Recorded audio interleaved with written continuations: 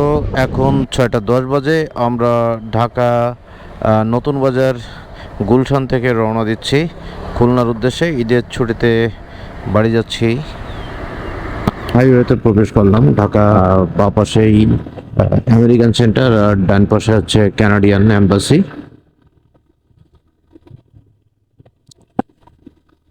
তো আমরা রওনা শুরু করেছি 6টা 10 মিনিটে। এখন সাথে অগ্র আছে, অগ্রর মা আছে। তো সাধারণত ফ্যামিলি রাইড করতে গেলে একটু সময় বেশি লেগে যায়, আর সিঙ্গেল গেলে অনেক কম সময় চলে যেতাম, হয়তো 5 ঘন্টায় খুলনায় পৌঁছে যেতাম। 4.5 ঘন্টা 5 ঘন্টার ভিতরে পৌঁছে যেতাম, কিন্তু এখন আরো মিনিমাম এক্সট্রা 2 ঘন্টা তো বেশি লাগবেই। এখন আছি মালিবাগ ফ্লাইওভারের উপর দিয়ে যাচ্ছি। তো আজকে সকালবেলা বেরোয় মনে হচ্ছে যেন একটু বেশি ভোর ভোর আছে না কি জানি, কিন্তু এখন যেটা দেখা যাচ্ছে যে আকাশে মেঘ মেঘ আছে, মেঘলা আকাশ। তো মেঘলা থাকা ভালো, কারণ বর্তমানে যে পরিমাণে গরম পড়তেছে তাতে যদি মেঘলা থাকে তাহলে কিছুটা তাপদাহর হাত থেকে বাঁচা যাবে, সেটা ভালো। কিন্তু এই মেঘটা যদি বেশি ঘনীভূত হয়ে যদি ধরাধামে ঝরে পড়ে তাহলে একটু প্রবলেমই হবে, কারণ বাইক তো। আর আসলে যে বৃষ্টি যে হবে সেরকম একেবারে প্রোটেকশন নিয়ে আসেনি। যাই হোক, আশা করি বৃষ্টি হবে না আর কি, মেঘ অল্প অল্প আছে।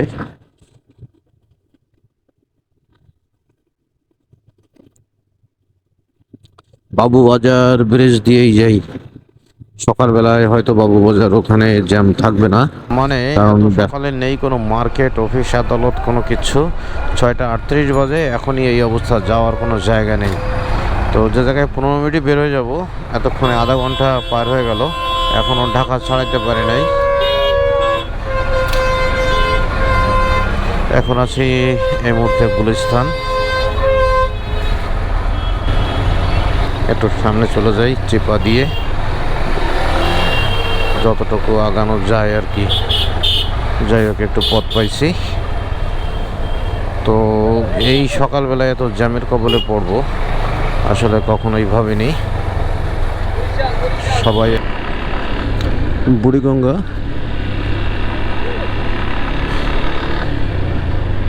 এই নদী পার হয়ে গেলাম, তো ঢাকা পার করে চলে আসছি। হ্যাঁ, এখান থেকে পদ্মা সেতু 29 কিলোমিটার। মোটামুটি আকাশ মেঘাচ্ছন্ন।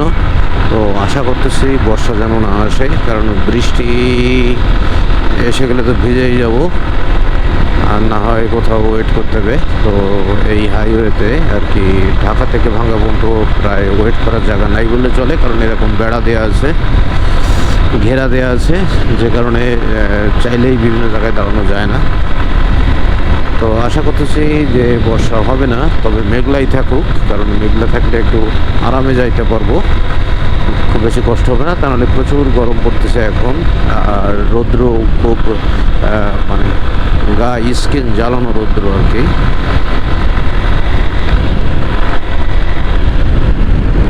ভিতর থেকে বেরোতে বেশ বেগ পেতে হয়েছে। এখন আছে ঢাকা মাওয়া এক্সপ্রেস হাইওয়েতে, আর হয়তো 10-15 মিনিট গেলেই পদ্মা ব্রিজ পেয়ে যাব।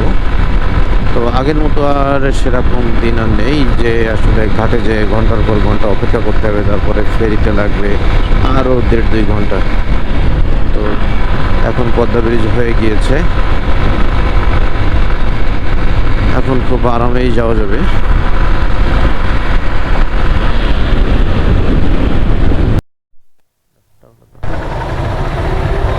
যাবো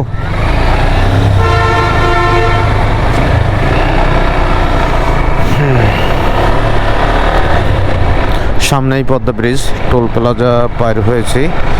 আর এই যে সাইড দিয়ে বাইকের লেন, একেবারে মানে এটা আসলে ফুটপাতই বলতে হবে। আর গতিসীমা সকল গাড়ির জন্য 60 কিলোমিটার, কিন্তু কেউ মানে না।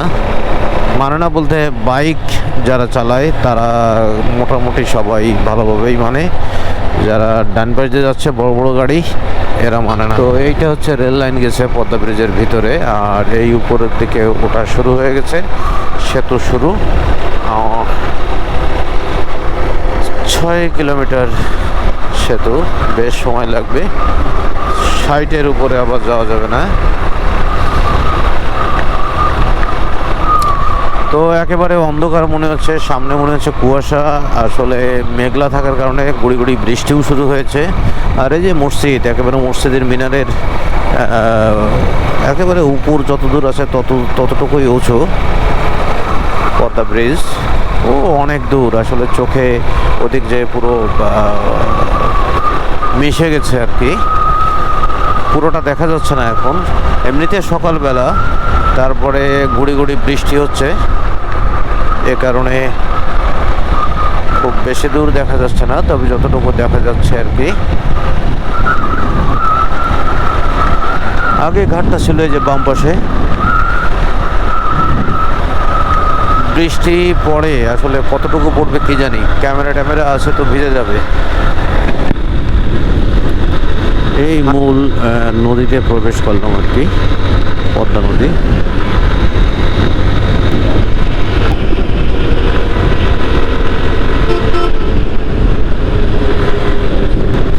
ব্রিজের উপরে যে রেস্ট্রিকশন ছিল ওটা এখন আছে কিনা জানি না, কারণ আগে পুরো বাইকের জন্য পুরো রাস্তাটা ঘিরে দেওয়া হয়েছিল, এখন আর সে ঘেরা টেরা নেই। তার মানে মনে হয় এখন বাইক রাস্তা যতটুকু চওড়া আছে আর কি ব্রিজের উপরে সবটুকু হয়তো ব্যবহার করা যাচ্ছে, যেহেতু এখানে কোনো ঘেরা টেরা নাই। হাইরে বৃষ্টি চলে এসেছে, এখন কি করি? টোল প্লাজাও তো অনেক দূরে, কোথায় দাঁড়াবো? পুরো বৃষ্টি, এখন ভিজে যাচ্ছি।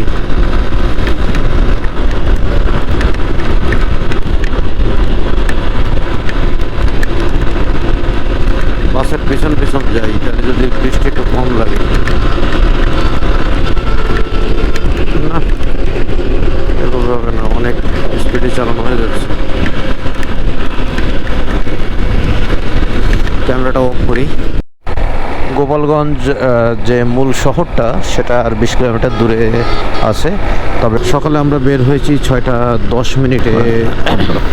পদ্মা ব্রিজের মাঝামাঝি পর্যায়ে আসলেই বৃষ্টিটা শুরু।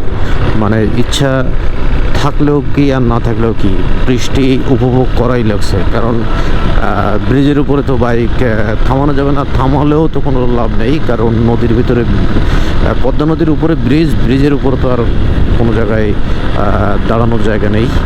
তো যথারীতি বৃষ্টিতে ভিজে ব্রিজটা পার হয়েছি। ওই ব্রিজের মাঝে দাঁড়ায় ক্যামেরাটা খুলে ব্যাগে রাখছিলাম। তো এখন আবার একটু বের করলাম আর কি। তো এখনও বৃষ্টিটা নাই, কিন্তু পুরো আকাশ মেঘলা, কোনো মানে অন্ধকার ব্যাপার, আলো নাই বললেই চলে। হেডলাইট জ্বালায় বাইক রাইড করেছি আর কি। তো এখন আবার একটু ঠিকঠাক হয়েছে আর কি পরিবেশটা। এখন 11:21 বাজে, এই প্রথম রোদ্দুরের দেখা পেলাম, যে হঠাৎ করে মানে রোদ্দুর দেখা গেল, এর জন্য ক্যামেরাটা ওপেন করলাম আর কি। ভালো লাগলো, কারণ সেই ভোরবেলায় রওনা দিয়েছি, তো সে ভোর আর কাটে না, সেই অন্ধকার আর অন্ধকার। দিনের আলো এই মাত্র দেখা গেল। তো যাই হোক, ভালো। বর্ষাটা এমনভাবে শুরু হয়েছিল, আর মেঘটা এমন প্রায় সমস্ত জায়গায় মেঘটা করেছিল, এবং পুরো পরিবেশটাই অন্ধকার ছিল। মনে হচ্ছিল যে আজকের দিনে কেন, আগামী 7 দিনেও বোধহয় এই বর্ষাটা কমবে না, এরকম মনে হচ্ছিল। তো এখন যাই হোক, সব কিছুই কেটে গেছে। আর খুলনা এখান থেকে আছে আর 60 কিলোমিটার। তো আমাদের আরও 1-1.5 ঘন্টা সময় লাগবে।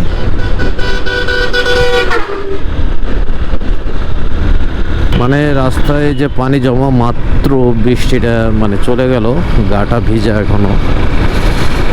সারা দিন ধরে বৃষ্টি হচ্ছে, সেই পদ্মা ব্রিজ থেকেই বৃষ্টি শুরু, এখনো বৃষ্টি হয়ে যাচ্ছে। মাঝে মাঝে বৃষ্টি হচ্ছে, আবার একটু কমে যাচ্ছে, এরকমভাবে কিছুটা ভিজে যাচ্ছি। তবে খুব জোরে সোরে বৃষ্টি হচ্ছে না, তবে এইখানে দেখে মনে হচ্ছে যে বেশ খানিকটা বৃষ্টি হয়েছে। আর রাস্তার উপরে যেভাবে পানি জমে আছে,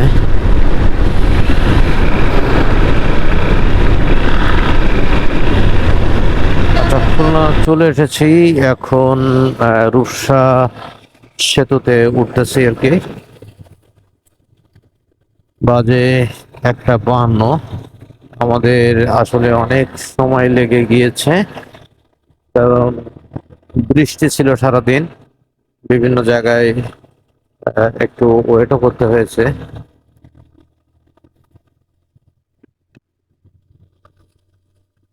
এটা হচ্ছে রূপসা সেতু।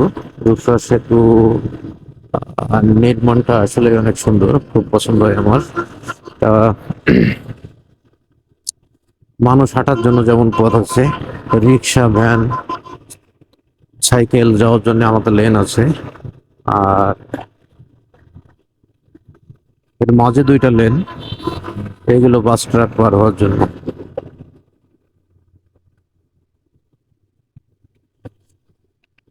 আরো দূরে রেল সেতু আর কি, ওইটা খুলনা থেকে মংলা পর্যন্ত যাবে, নতুন লাইন।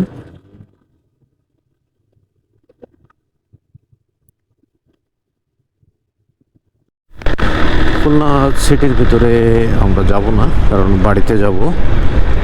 খুলনা ভার্সিটির সামনে দিয়ে বা 0 পয়েন্ট দিয়ে খুলনা সাতক্ষীরা রোডে যাব কিছু দূর। এই জন্য খুলনা সিটির ভিতরে আর ঢুকবো না। খুলনা সিটিটা হচ্ছে হাতের ডাইনে, আমরা সোজা চলে যাব।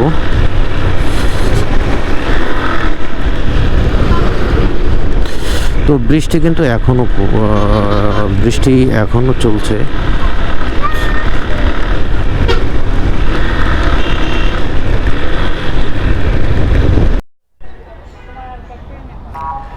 এটা হচ্ছে 0 পয়েন্ট। 0 পয়েন্টের ওই পাশে আছে খুলনা ইউনিভার্সিটি। আমরা খুলনাতে পৌঁছে গেছি, এখন বাড়ির দিকে যাব। এটা হচ্ছে খুলনা সাতক্ষীরা রোড। সামান্য একটুখানি রোদ্দুর দেখা পাওয়া গিয়েছিল, সম্ভবত মিনিট 10-এর জন্য। তারপরে আবারও সেই একই অবস্থা, কোনো রোদ্দুর নাই। আকাশের মন ভালো নেই।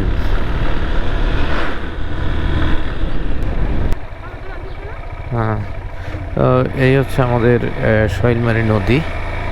নদীর উপরে একটা ব্রিজ করেছে নতুন। ভাই যাবো, গেলাম। এটা হচ্ছে বাবু প্রফুল্ল চন্দ্র করেছে।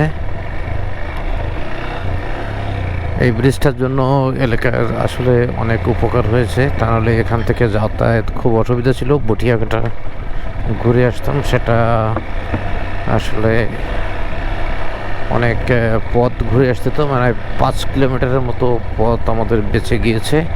আমাদের বাড়ি থেকে এখন খুলনা শহরে যেতে অনেকটা সময় বেঁচে যায়।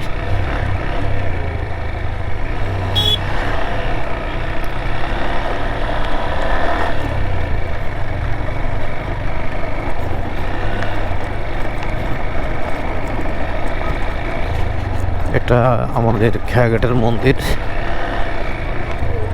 কালী মন্দির।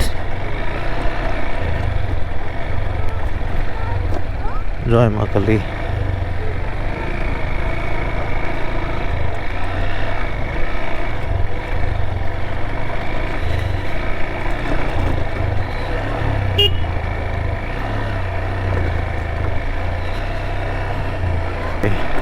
বাড়ির উঠানো চলে যাওয়া যায় বাইক নিয়ে। আর এই রাস্তাটাও পিচ হয়ে যাবে সম্প্রতি, এখানে বালু খোয়া দেওয়া আছে। যাই হোক, সারা বাংলাদেশে উন্নয়নের ছোঁয়া লাগছে।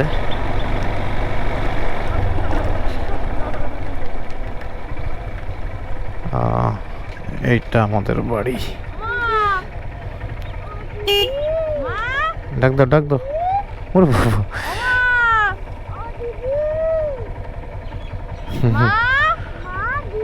দিদি দিদি